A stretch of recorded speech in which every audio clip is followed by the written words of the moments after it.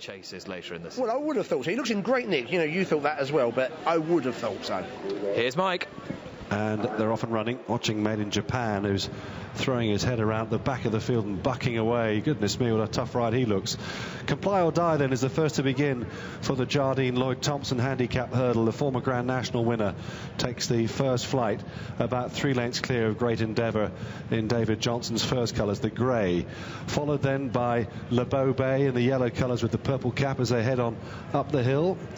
And then comes the top weight Power Station in the hands of Giles Hawkins. Racing on the inside is Warren's Way in the pink and black quartered colours. A break of 2 lengths to lie for it, and Campbell, Gillies, Earth Planet is next. Andy Town, the grey. Time Electric, Made in Japan. Morkeyu at the back of the field, together with Green Mile in the similar colours, but wearing the sheepskin noseband, Green Mile.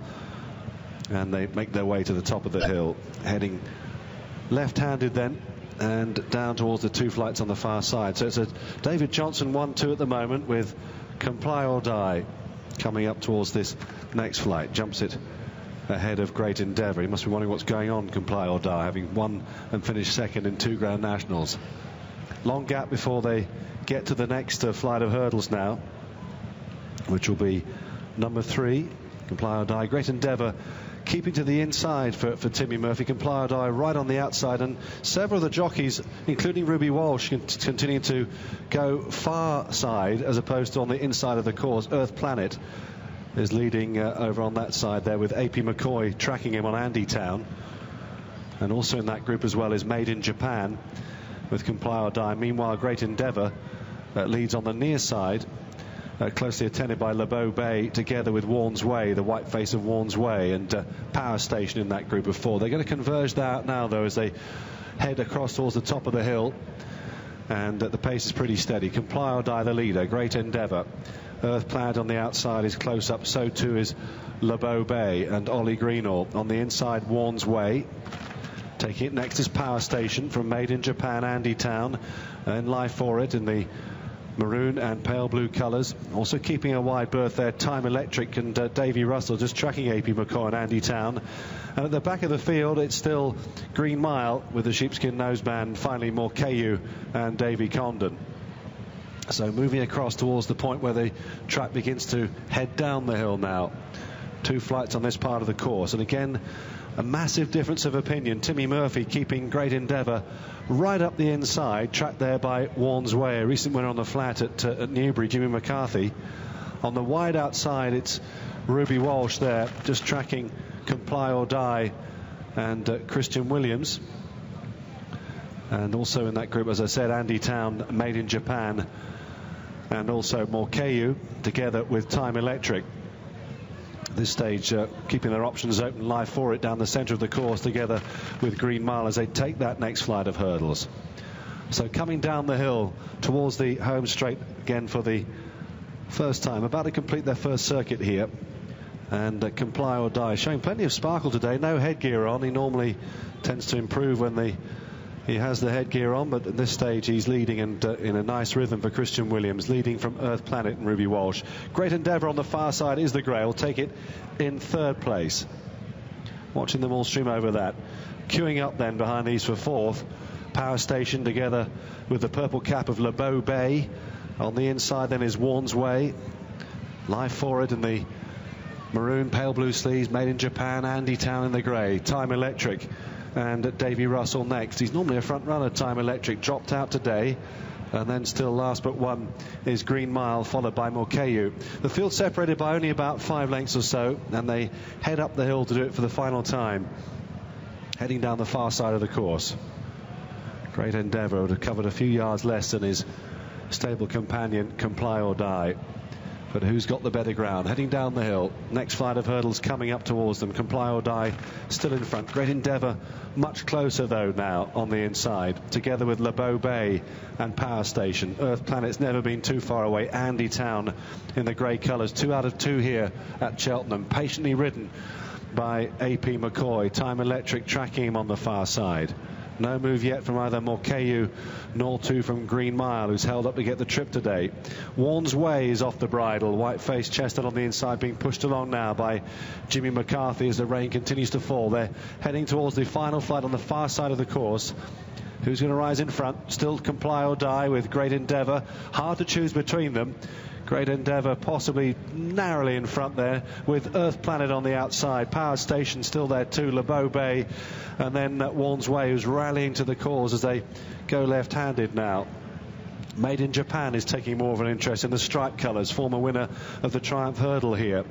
Earth Planet patiently ridden. Andy Town next, and it's a Great Endeavour has taken over at that flight over on the far side of the course. That was 4 from the finish. Comply or Die still second, however. Made in Japan moving up with Power Station. Also there, Life Forrit trying to get a run through between horses. Campbell Gillies trying to manoeuvre his way through in a packing field now. Also on the march now too is Time Electric following Earth Planet through on the far side. Now there's a lot of chances here as they converge and head down the hill. Packed up, only separated by 6 lengths, you'd have to say. Great Endeavour on the inside of the course could be the one that's just in front, but on the far side it's Earth Planet and Ruby Walsh. Here's the third last. Great Endeavour, Ruby Walsh on the far side, Earth Planet, and on the down the centre of the course is Power Station together with Made in Japan and LeBeau Bay in the yellow colours with the purple cap. And once again they come down to the second last, spread right across the track here. Great Endeavour on the inside, just in front from Power Station in second. LeBeau Bay trying to rally. Earth Planet on the bridle. Andy Town now moves up the gears a bit. So too does Time Electric.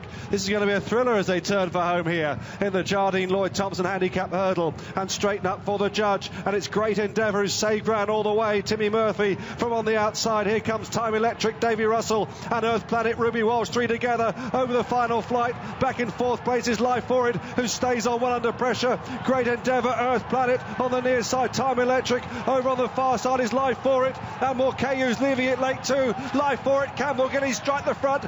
Great Endeavour's trying to battle back, but this will be Life Forrit's race. Goes on to win from Earth Planet second. Great Endeavour third. Close up Morcayu. Time Electric. 5 runners separated by about 2 or 3 lengths, and they're a long way clear of the rest. What a moment for young Campbell Gillies. After an aberration at Aintree last time when this horse ducked out 2 out and he got bulldozed by one of his oncoming rivals, puncturing a lung and fracturing ribs, he's returned at the Paddy Power Open to ride the same horse to victory in a listed handicap hurdle, and you wouldn't find a gamer horse in training. He's a terrific testament to the training skills of Willie Amos, his handler, who has just a small string, and how far this horse has come since winning a bumper at odds of 100 to 1. Phenomenal. Campbell Gillies in the plate. This was Aintree last time. The saddle went, he got dumped over the hurdle, he got up to get out of the way. And but a matter of weeks later, there is that same jockey on the same horse winning at the Paddy Power Open meeting. What a story, and what a finish, with no fewer than 7 horses in with some sort of chance at the last. Murphy on the grey, Great Endeavour leading the way. Walsh, yellow colours, Earth Planet, far side, LeBeau Bay. Between horses, Life Forrit, pale blue sleeves, and once he got rolling, there was an inevitability because he finds more generously for pressure than just about any horse in training. Fantastic stuff. It's a great race. It is the story of the day for the jockey I'm talking about. It's an unbelievable comeback, given that we just saw it there, a horrific incident. What's that, 3 weeks ago? And to come back here, and he's not had an easy ride here. He got slightly outpaced after 3 out, and really ran on game. I mean, I think that is proof positive. He's not an ungenuine horse. I'm convinced the saddle slipped that day. You saw the real Life for it today, and the 3 miles has really suited him. They've trained this horse superbly. It's a great story for a small yard and a very brave jockey.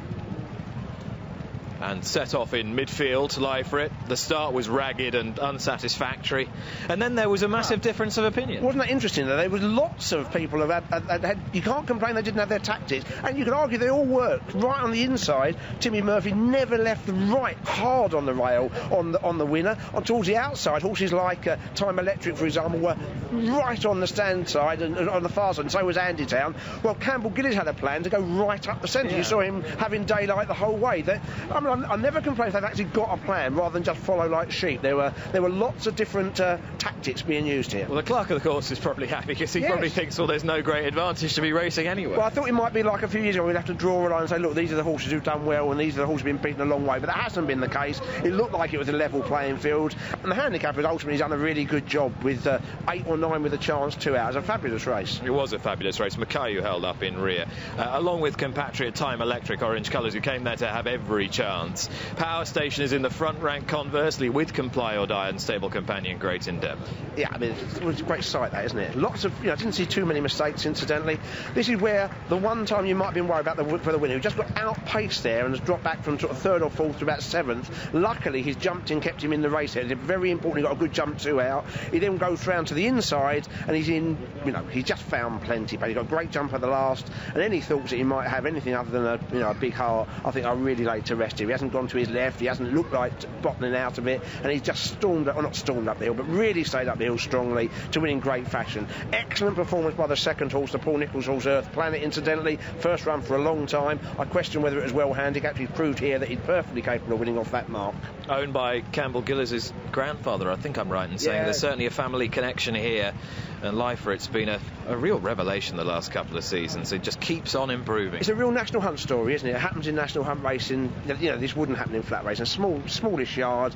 The jockey's got an association with the horse. Starting off in 100 to 1, winning a bumper at Carlisle, and what is it? 18 months, 2 years later, winning at Cheltenham. Fantastic story with a jockey who was, you thought might be seriously injured 3 weeks ago. I wonder what aspirations they might have for Life for It now. I suppose if they could get him in one of the Potemps qualifiers, that would be the obvious target. That definitely is the target. I'm sure they'll want to come back at the festival. Cutting the ground is important to the horse. You need some cutting the ground, and sometimes at the festival you don't get it. But he's I don't know what his future like. Maybe he'll be chasing in the end. He's a proper National Hunt type horse, but he's just a really genuine, likeable type. Steve, you majored on this horse today, made him your nap of the day, and he's rewarded you handsomely here. Very, very brave indeed, and a great human story as well. Campbell Gillies bouncing back from that horrific fall to win on this horse, who must be one of his favourites, if not his favourite. And a young jockey who's made a big impression the last couple of years, irrespective of this fella. That is the story, though. It is. I mean, it is a remarkable thing. We saw that in pictures. What a shocking incident it was, and you'd have had long odds from anybody that 3 weeks later he'd be riding the winner at Cheltenham, wouldn't you? Besides the injuries, just the mental scars you think he might have done, but not a bit of it. He rode a novice chase yesterday and looked as brave as ever, and he's very stylish, I thought. Very stylish indeed. Not particularly tall and very neat on a horse as well. Life for It has probably bashed those chaps because he returned quite a short price.